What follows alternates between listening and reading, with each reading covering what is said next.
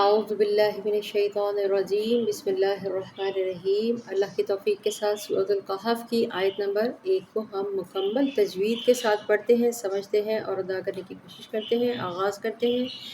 اعوذ باللہ من الشیطان الرجیم بسم اللہ الرحمن الرحیم۔ الحمد،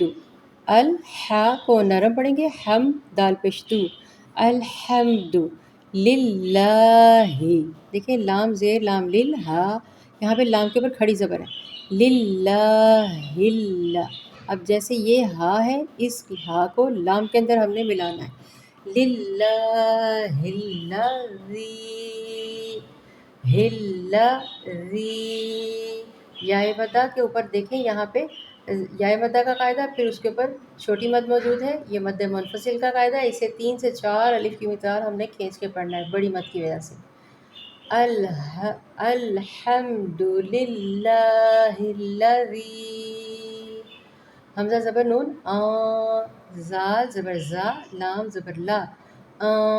زالا، زالا، دیکھیں یہ ز کر کے بولا جائے گا، یہ غال ہے، اس کو نرم پڑھیں گے، اس کو اس طرح نہیں پڑھیں گے ز کی آواز نہ آئے۔ الحمد للہ الذی انزل علی عبدہ الکتاب، عین زبر با، با کے اوپر جزم، قلقلہ والا حرف نمایاں پڑھا جائے گا، اب، دال زیر دی، عبدی، ہا زیر لام ہل، عبدی ہل، کاف زیر کی، تا کھڑی زبر تا، کتاب، عبدہ الکتاب،